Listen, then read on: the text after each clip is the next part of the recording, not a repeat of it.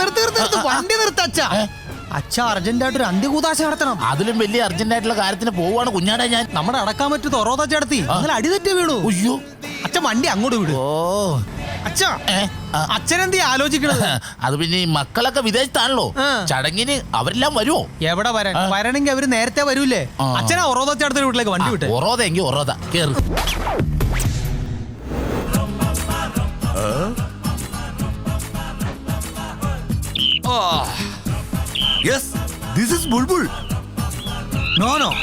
ഇത് ബുൾബുൾ അല്ല, ഇത് അവൻ തന്നെ.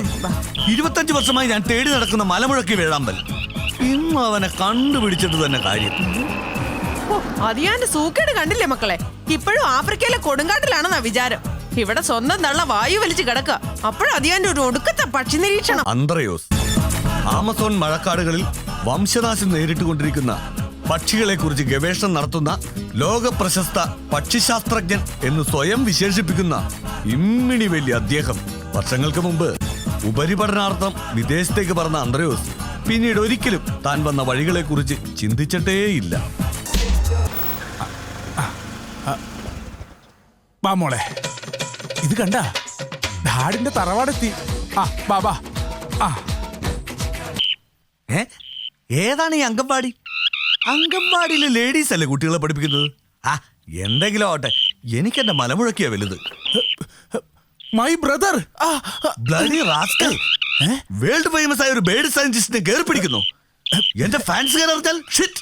ചേട്ടാ ഇത് ഞാനാ, ഗബ്രിയേൽ, ചേട്ടന്റെ പുന്നാരനിയൻ. ഗബ്രിയേൽ? Oh my brother. അല്ല ഗബ്രിയേല്, നിനക്കിതെന്ത് പറ്റി? എന്നെക്കാളും വെളുത്ത് ചുവന്ന് തൊടുത്തിരുന്ന നീ ആകപ്പാടെ കറുത്ത് കരിക്കട്ട പോലെ ആയിപ്പോയല്ലോ. ചേട്ടാ അതൊരു നീണ്ട കഥയാണ്, ഒരു short story, a sentimental thriller. Gabriel from Chile. ചിലിയിലെ മലനിരകളിൽ കിലോമീറ്ററുകളോളം ഭൂമി തുറന്ന് സ്വർണം ഖനനം ചെയ്യുന്ന ഈ സ്വർണവേട്ടക്കാരൻ സൂര്യപ്രകാശം തന്നെ കണ്ടിട്ട് വർഷങ്ങളായി. 11 മാസം കനിയിൽ ഒരേ പണിയാ. വെറും 1 മാസം മാത്രമാ ലീവ്. അപ്പോ മാത്രമാണ് ഞങ്ങൾ സൂര്യപ്രകാശം കാണുന്നത്. വെള്ളവും വെളിച്ചവുമില്ലാത്ത ആ കനിയിൽ കിടന്ന് ഞാൻ കറുത്തുപോയതാണ് ചേട്ടാ. ബൈ ദ ബൈ, നിന്റെ കൂടെ ഒരു അംഗൻവാടി തന്നെ ഉണ്ടല്ലോ. ആ ചിൽഡ്രൻസ് ഒക്കെ ആരുടെയാ? അവരെല്ലാവരും എന്റെ മക്കളാണ് ചേട്ടാ. കൊല്ലത്തിൽ 11 മാസവും കനി തന്നെ കിടക്കുന്ന നിനക്കെങ്ങനെയാ ഇത്രയും കുട്ടികള്? ബാക്കി 1 മാസമുള്ള കാര്യം ചേട്ടൻ മറന്നുപോയാ? ഓ അല്ല, നിന്റെ വൈഫിനെ കണ്ടില്ലല്ലോ. അവൾ 9 മാസം പ്രഗ്നന്റാ. അപ്പൊ ഈ സമയത്ത് യാത്ര പാടില്ലെന്ന് ഡോക്ടർ പറഞ്ഞിട്ടുണ്ട്. കാര്യങ്ങളുടെ കിടപ്പ് വെച്ച് ഇതാണെങ്കിൽ 11 നീ കൊല്ലത്തിൽ 12 മാസവും കനി കിടക്കുന്നതാ ബുദ്ധി.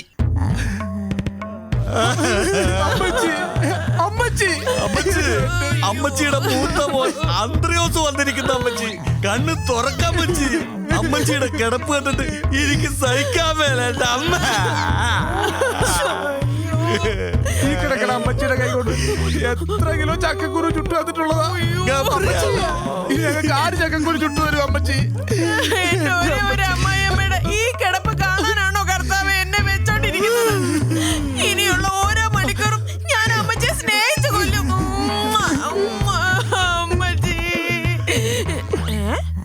അമ്മച്ചി നോക്കാൻ വന്നിട്ട് മൊത്തം തിന്നു തീർക്കും അല്ലേടി?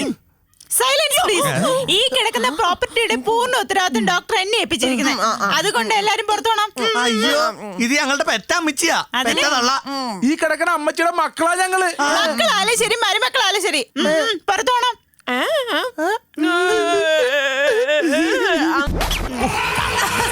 പെട്രീഷ്യ ഗൾഫിൽ നേഴ്സായ ഇവൾ ഹോസ്പിറ്റലിന്റെ ഉടമയായ കാട്ടറബിയെ ലൈനടിച്ച് ഒരു തീരുമാനത്തിലെത്തി അവിടെ തന്നെ കഴിഞ്ഞുകൂടുന്നു.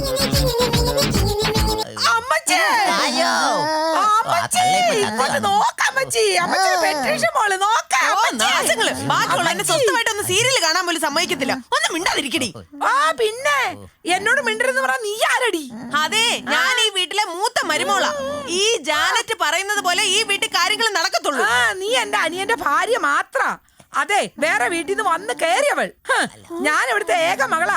അത് നീ മനസ്സിലാക്കിക്കോളാം. പിന്നെ എനിക്ക് അതല്ലേ പണി. നീ വന്നപ്പോ മുതൽ കള്ള കണ്ണുനീര് ഒഴുക്കുമല്ലേടി. അതിൽ കൂടുതൽ കണ്ണുനീര് ഞാൻ ഒഴിക്കാറുണ്ടടി. എന്റെ അല്ല പെട്രീഷ്യ, ഒന്ന് അടങ്ങടി. ബംഗളയിൽ ഒന്ന് അടങ്ങ്. പോടോ, തലയിൽ ലുങ്കിയിട്ട് നടക്കുക നാണോ ഇല്ലാത്തവൻ. ധൈര്യം ഇങ്ങോട്ട്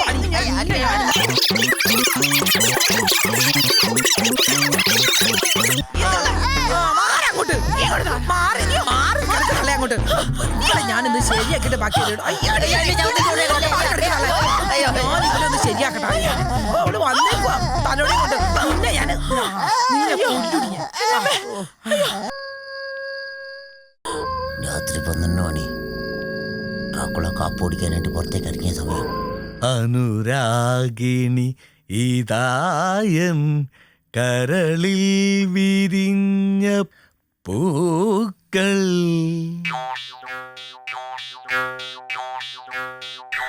അനുരാധേ, ഈ രാത്രി ഈ ആന്ത്രോസിന്റെ ഹൃദയം നിന്നെ തുറന്നു കാണിക്കോടി. അനുരാധേ, നീ എന്റെ ഇടനെഞ്ചിൽ അനുരാഗ വിലോചിതയായി പതഞ്ഞു തുളുമ്പുകയാണ്ടി. Oh my sweet Anuradha. ഇച്ചായനെന്താ ഇവിടെ? ചുമ്മാ ചിലപ്പോ പേടിപ്പിക്കാൻ ആരേലും ആയിരിക്കും. ഒന്ന് അയ്യോ, നീ ഒരു ശബ്ദം കേട്ടില്ലേ? ആരുടെ ശബ്ദം? കഴിഞ്ഞ 10-15 കൊല്ലമായി ഞാൻ തേടിക്കൊണ്ടിരിക്കുന്ന എന്റെ മലമുഴക്കി വേഴാമ്പൽ. ദേ ഹിൽസ് ഓൺ ബേർഡ്സ്. പിന്നെ ഹോം നേഴ്സിന്റെ മുറിയിലല്ലേ മലമുഴക്കി വേഴാമ്പല്? എടാ, ഞങ്ങള് പക്ഷി നിരീക്ഷകർക്ക് ആരുടെ മുറി എന്നൊരു പ്രശ്നമല്ല, ലക്ഷ്യമാണ് ഞങ്ങളുടെ പ്രധാനം. അല്ല, നീ എന്താ ഇവിടെ? കിടന്നപ്പോ ഒരു കമ്പനം, ഒരു എനർജി. ഇവിടെ ഖനനം ചെയ്താൽ സ്വർണം കാണുമെന്ന ഒരു ഇന്റിമേഷൻ. ഏത് സിക്സ് സെൻസ്? ആ പിന്നെ ഈ നട്ടപ്പാതിരക്കല്ലേ നിന്റെ ഒരു സിക്സ് സെൻസ്. എന്തായാലും ഇതിന്റെ പിന്നിലെ നിഗൂഢത എന്താണെന്നൊന്ന് അറിയാം. ഡ്രാക്കുള തൽക്കാലം ഇവിടെ ഇരി. അവിടെ എന്താണെന്ന് നോക്കട്ടെ. പോയി കിടന്ന് ഉറങ്ങാൻ നോക്കടാ. എന്തോ ഒരു ശബ്ദം കേൾക്കുന്നു. അയ്യോ, ആരെങ്കിലും വരുന്നതായിരിക്കോ? മാറിക്കോ മാറിക്കോ. വാ. അച്ചായോ, ഏതായാലും ഈ കാട്ടറബിയുടെ തനി സ്വഭാവം നമുക്ക് ഇപ്പൊ കാണാം. അതെ അതെ, കാത്തിരുന്ന് കാണാം. മിണ്ടാതിരി. അമ്പട കാട്ടറബി നമ്മുടെ ഹോം നേഴ്സിന്റെ മുറിയിലല്ലേ അവൻ മുട്ടുന്നത്. അവൻ ആള് വില്ലനാണല്ലോ. ഇനി നമുക്ക് ഒന്നുമില്ല, ഒരു ഓർക്കക്ഷീണം പോലെ. എന്താ എന്താ അവിടെ പ്രശ്നം? ചോദിക്കണേ നീ. ഭർത്താവ് ഈ ഹോം നേഴ്സിനെ പീഡിപ്പിക്കാൻ ശ്രമിച്ചു. ഓഹോ, ഞാൻ ജീവിച്ചിരിക്കുമ്പോ ഇവളെ പീഡിപ്പിക്കാൻ ശ്രമിച്ചു അല്ലേ? ഞാനൊന്നും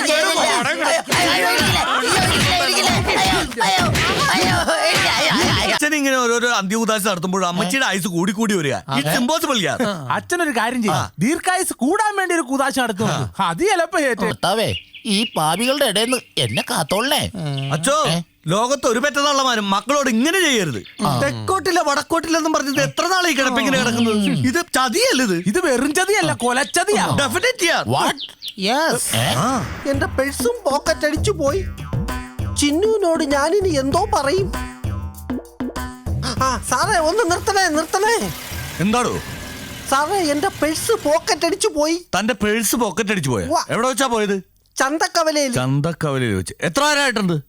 1000 രൂപ ഉണ്ടായിരുന്നു. പേഴ്സിൽ വല്ലതും ഉണ്ടായിരുന്നോ? ഓ, 1000 ഉണ്ടായിരുന്നു. 1000 രൂപ ഉണ്ടായിരുന്നോ? എവിടെ വെച്ചാ പേഴ്സ് അടിച്ചു പോയത്? ചന്തക്കവലയിൽ. എത്ര കാശുണ്ടായിരുന്നു? 1000 രൂപ ഉണ്ടായിരുന്നു. എടാ, നിനക്ക് എന്റെ തനി സ്വരൂപം പറഞ്ഞൂടാ. ചന്തക്കവല തന്നെ 1000 രൂപ ഉണ്ടായിരുന്നില്ലേ? ഇപ്പൊ ശരിയാക്കി തരാം. എടാ, നിനക്ക് എന്റെ തനി സ്വരൂപം പറഞ്ഞൂടാ. നീ ആ ചന്തക്കവലെന്ന് അടിച്ചെടുത്ത പേഴ്സിൽ എത്ര കാശുണ്ടായിരുന്നാ പറഞ്ഞത്? 100 രൂപ. എത്ര? 100 രൂപ. എടാ, 1000 രൂപ ഉണ്ടായിരുന്നെന്ന് വ്യക്തമായ തെളിവ് എന്റെ കയ്യിലുണ്ടാ. ഇവിടെ ഉണ്ട്. സോറി എന്നാ. എടാ, അവിടെ തന്നെ നിക്കടാ. നിന്നെ ഞാനിപ്പോ ശരിയാക്കി തരാടാ. സാറേ, എന്റെ കാശ്. കാലത്തെ 900 രൂപ പോയപ്പോഴാ അയാളുടെ ഒരു കാശ്. 900 രൂപ പോയിന്നാ? എന്റെ 1000 രൂപ പോയപ്പോ അയാളുടെ 900 എങ്ങനെ പോയത്? ലോൺ അവിടെ നിന്നേ 2 കിലോമീറ്ററായി ഞാൻ പുറകെ നടക്കാൻ തുടങ്ങിയിട്ട്. വാ, നമുക്ക് പാർക്കിൽ പോവാം. പാർക്കിൽ പോയാൽ ആശ. പാർക്കിൽ പോകാൻ എനിക്ക് ആശയില്ല. എന്നെങ്കിൽ ബീച്ചിൽ പോവാം.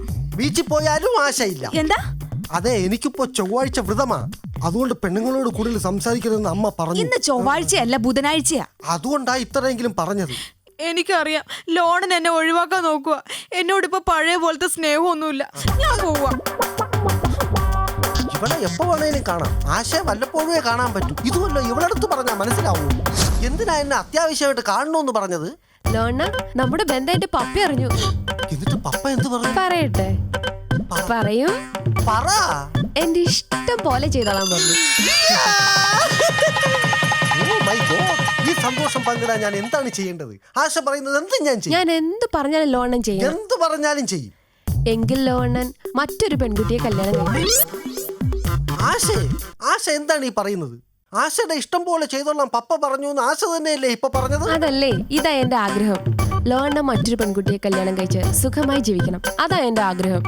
ആശേ, ഇനിയെങ്കിലും ആർക്കും ആന കൊടുത്താലും ആശ കൊടുക്കരുത് ആശ.